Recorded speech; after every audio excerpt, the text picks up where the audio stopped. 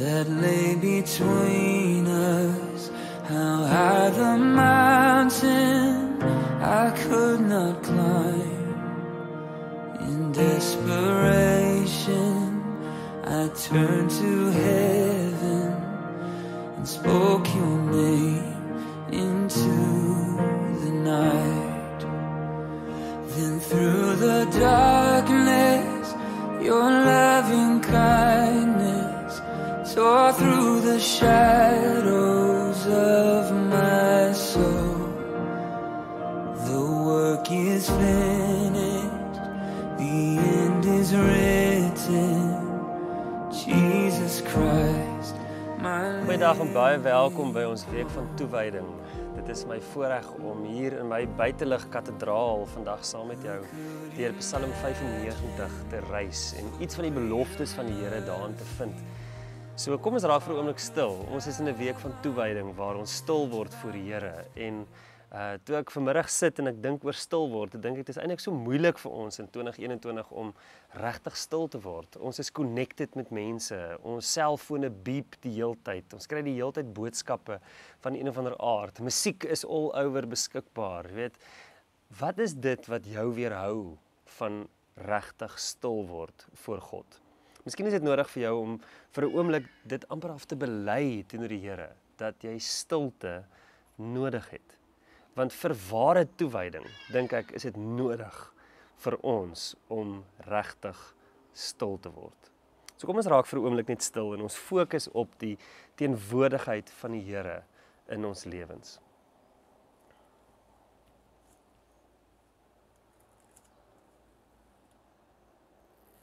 Bely teenoor die Here alles wat geraas maak in jou lewe.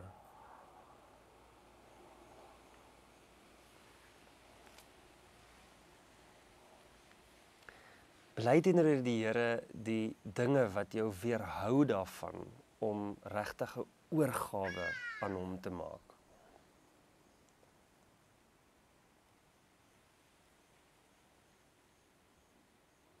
Vra die Here om vreugde in jou hart los te maak.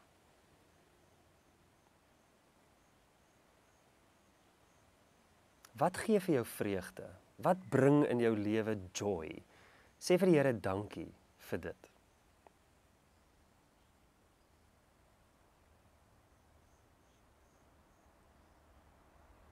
Hemelse Vader, as ons hier buite sit en die natuur sien en die wind hoor waai en die voëls hoor, dan eer ons U dat ons U ken.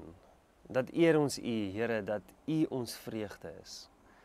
En ons bid, Here Jesus, dat ons in hierdie week wat ons jaar en onsself aan U kom toewy, dat ons regtig die stilte voor U troon sal ervaar en sal waardeer en sal geniet. Ons eer U as ons God en ons koning. Amen. Lees saam met my Psalm 95. Kom laat ons jubel tot eer van die Here. Laat ons juig oor die rots by wie ons redding vind. Laat ons na hom toe gaan met lof. Laat ons hom toejuig met lofgesange, want die Here is die magtige God, die groot koning oor al die gode. Die dieptes van die aarde behoort aan hom, die kruine van die berge is syne.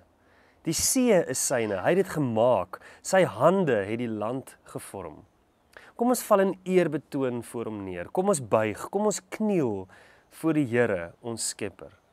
Hy is ons God en ons is sy volk, sy kudde, sy skape, deur sy hand versorg.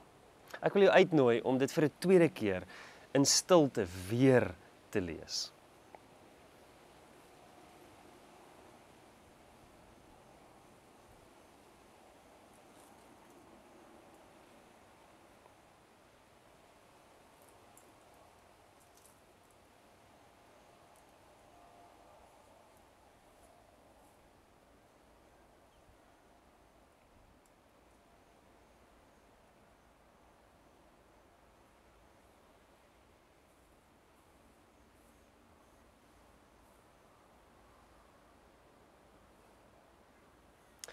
Wat is blydskap? As ons praat oor blydskap, of as Psalm 95 praat oor blydskap, dan gebruik dit woorde soos jubel, juig, lof. Lof wat toegejuig word met lofsange. Dis asof die psalmdigter iets van blydskap kom verwoord van dit wat binne in jou gebeur. 'n Diep emosionele ervaring hier in jou diepste binneste. Asof dit iets is wat binne ervaar word, wat uitwaarts uitkom in lofsange. Blydskap wat van binne af buitentoe uitwaarts uitgedruk word. Dieselfde vraag is eintlik, wat is aanbidding? Want die psalmdigter hier gebruik woorde soos eerbetoon en buig en kniel voor ons Skepper. Weereens 'n verskeidenheid van woorde om iets te verwoord van dit wat diep binne ons gebeur en op 'n manier na buitentoe uitwaarts uitgedruk word. Dis wanneer ek hierdie psalm lees, amper vir my 'n oorsaak-gevolg situasie. Omdat ek bly is in God, wil ek hom aanbid. Of ek aanbid hom en daarom het ek blydskap. Is dit nie mooi nie? Dis amper asof blydskap in God oorloop in aanbidding en aanbidding word uitgedruk in onder andere blydskap. Nou, ons leef in 'n baie deurmekaar en 'n vreemde wêreld. In die begin van 2021 met die tweede vlaag COVID-19 infeksies wat in ons dorp, in ons gemeenskap, in ons land, weet die hoogtyd vier, is ons gekonfronteer met trauma en met hartseer. Ek het byvoorbeeld baie goeie vriende wat nou die dag hulle dogter moes begrawe. Nadat sy siek geword het aan COVID, het sy gesterf. En dis verskriklik, dis moeilike tye, dis tye van hartseer en van trauma. Maar Nehemia 8 vers 10 tot 11 skryf, "The joy of the Lord is our strength." Is dit nie mooi woorde nie? The joy of the Lord is our strength. In Nehemia se konteks het dit gegaan oor hulle wat agtergekom het, die volk wat agtergekom het, hoe hulle in rebellie teenoor God is, hoe hulle in ongehoorsaamheid teenoor God leef. En toe hulle dit agterkom, toe is hulle hartseer. En dan sê Nehemia vir hulle, maar gaan vier fees, gaan deel kos uit vir mense wat nie kos het nie, en onthou, the joy of the Lord is our strength. Ons kan sterk wees, ons kan opstaan, ons kan aangaan met ons lewens, ons kan die uitdagings van die swaar kry om ons, kan ons in die gesig staar, want dis die Here wat ons krag gee, deur sy joy, deur sy vreugde. En dis wat ek by Willem en Rihanna ook ervaar, wanneer hulle hartseer is oor hulle kind, is hulle sterkte nie in menslike omstandighede rondom hulle nie, maar in die feit dat hulle 'n verhouding met die Here het. In die feit dat hulle opkyk na die Here en sien dat hulle krag lê in die joy wat die Here vir hulle gee. En dis amper dit wat in Psalm 95 vir my uitspeel. Hier's 3 beloftes wat in hierdie Psalm vir my uitstaan. En die eerste belofte is in vers 1, wat sê, hy is die rots by wie ons redding vind. Met ander woorde, niemand anders gee vir ons redding nie. Ons redding lê nie in wêreld of in vaksines of in medies nie. Ons redding lê alleen in Jesus Christus. Jesus is ons redding en God is ons rots. God is die rots wat vir ons die redding bewerk het. Is dit nie fantasties mooi nie? COVID kan nie ons redding wegvat nie. Dood kan nie ons redding wegvat nie. Inteendeel, dit maak ons redding soveel meer duidelik om te kan sien. The joy of the Lord is our strength. Hoor hierdie profound woord in Hebreërs 2 vers 14 tot 15. Dis 'n verskriklike belangrike woord vir ons in die begin van 2021. Jesus het mens geword om deur sy dood die een wat mag het oor die dood, dit is die duiwel, te vernietig. En om hulle wat uit vrees vir die dood hulle lewe lank in slawerny was, te bevry. Hoor hierdie woord, die duiwel is vernietig en ons is bevry. As ek so na mense luister, na die kerk luister, na gelowiges luister, dan dink ek, mense het eintlik hierdie ding verkeerd om. Mense sien eintlik dat die duiwel vry rondloop en hierdie pandemie is besig om ons te vernietig. Dis hoe ek sien, dis wat ek hoor by mense. Terwyl die woord van die Here baie duidelik is, die duiwel is vernietig en ons is bevry. Met ander woorde, daar het 'n nuwe ding gebeur. En mense moet dit verstaan. Ek en jy, in die begin van hierdie jaar, moet ons self toewy aan God volgens hierdie belofte, sodat ons kan leef met 'n vernietigde duiwel en 'n bevryde realiteit vir ons. Die dood se angel is uitgetrek, sê Paulus. Ek en jy is vry en ons kan vry leef om God te aanbid. Om in ons aanbidding 'n stuk vreugde te hê, want hy is ons redding. Hy alleen is ons redding. Dis die eerste belofte. Die tweede belofte is in vers 3, wat sê, die Here is ons magtige God, die groot koning oor al die gode. Jy sien, die belofte is dat hy ons magtige God is. Mag en krag behoort aan Jesus alleen. Dit is die belofte. Ons sê dit telkens vir mekaar hierdie week, dat God magtig is. Ons het 'n reeks daaroor gedoen na die dag, met oom François, wat uitstekend uit Jesaja 9 gepreek het, oor die wonderbare raadsman, die magtige God, die ewige Vader, die vredevors. Jesus wat die enigste een is, wat die credentials het, om die magtige God te wees. Net Jesus, net hy alleen. Dis in sy naam ingeskryf. Jy weet, as jy nog nie die mag van Jesus aanskou het nie, dan nooi ek jou uit om weer Openbaring 5 te gaan lees, om weer te gaan ervaar wat in die hiernamaals eendag gaan gebeur, as God op sy heilige troon met magtige en duisende der duisende en miljoene der miljoene engele rondom hom gaan sit, en gaan hoor hoe die engele gaan sing, dat aan Jesus alleen, die lam wat geslag was, is waardig om die mag en die rykdom en die wysheid en die sterkte en die eer en die heerlikheid en die lof te kan ontvang. Hy alleen. Want net hy is ons magtige God. Hy alleen is koning van alle konings. Jy sien, ons het baie afgode in hierdie wêreld. Ek is baie bewus daarvan. Ons veg eintlik konstant teen al die afgode. Mense van afgod, hulle families, hulle eggenote, hulle werke, hulle besittings, hulle huise of hulle karre of hulle strandhuise of hulle plase. Mense verafgod dinge, terwyl Jesus ons enigste God is, die enigste magtige God. Dit is die belofte. Die Here is ons magtige God. Hy is die koning oor al die gode. Daarop moet ons fokus en daaraan kan ons vashou in hierdie jaar. Die derde belofte is dat vers 7, hy is ons God en ons is sy volk. En daarin sien ek die belofte dat ons identiteit is nie opgeneem in wie ons is nie. Ons identiteit is nie opgeneem in die van wat ons dra, of die karaktereienskappe wat ons toon, of die prestasies wat ons in hierdie wêreld al bereik het nie.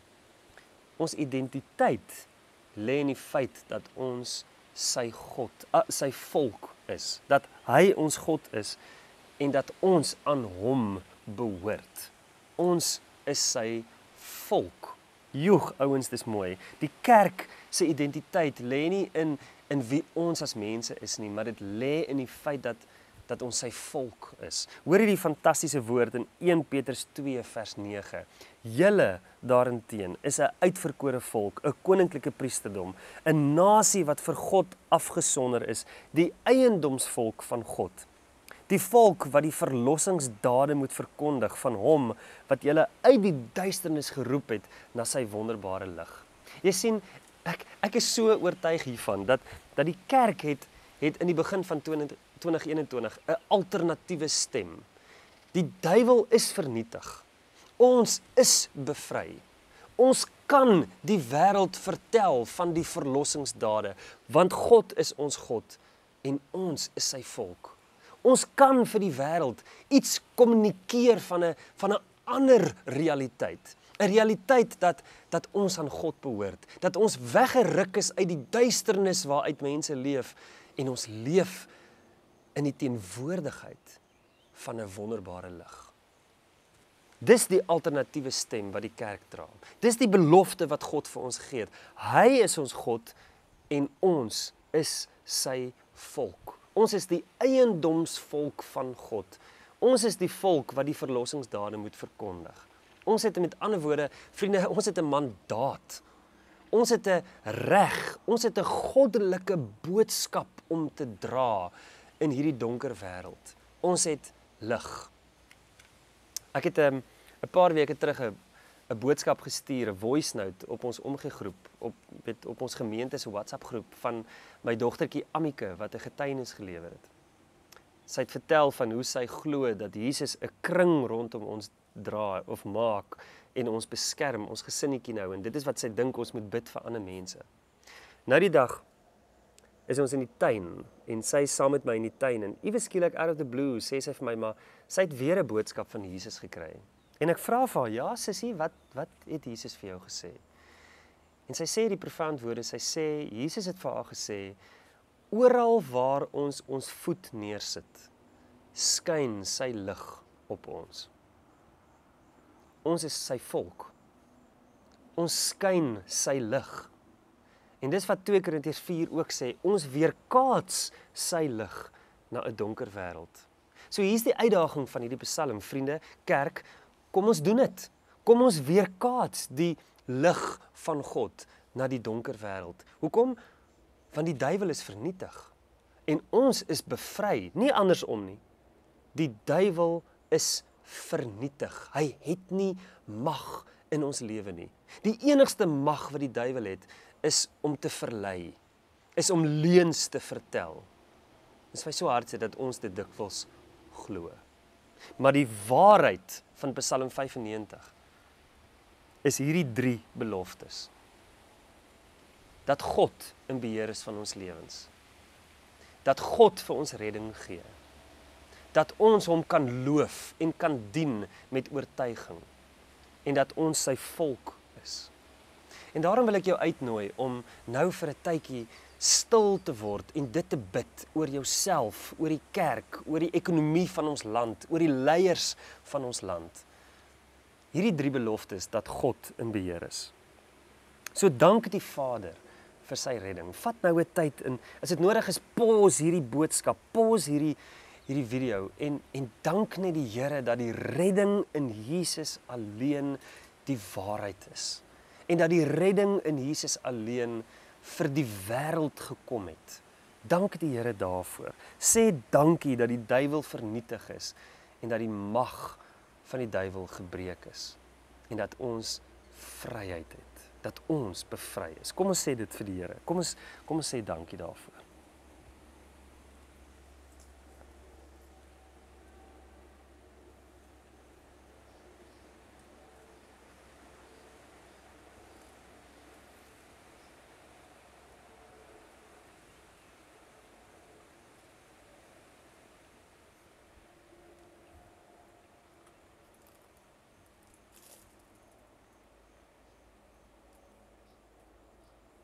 Sê vir die Here dankie dat hy alleen mag het. Dat hy die magtige God is, dat dit in sy naam ingeskryf is, in Jesus se naam. Hy die credentials van magtige God. As dit nodig is, pause hierdie storie en gaan lees weer Hebreërs 1, wat die praat van Jesus, wat die hele skepping met sy magswoord in stand hou. Sê vir die Here dankie daarvoor. Sing nou al lofliedere, saam met al die engele, oor Jesus wat die mag het.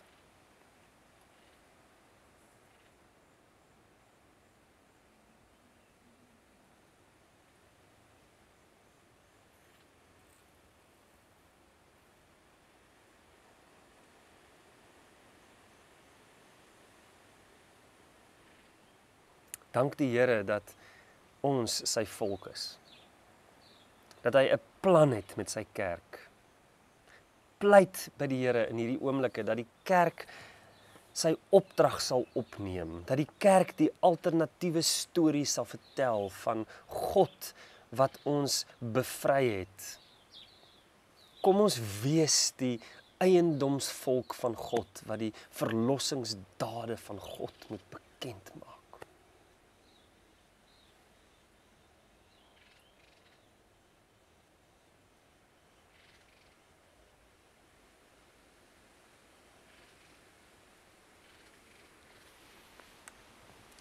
Here, U weet wat in 2021 gaan gebeur. U weet hoe hierdie jaar gaan lyk. U ken alles, Vader. U ken elke dag. U ken die hare wat op ons hoof groei. U het hulle almal getel.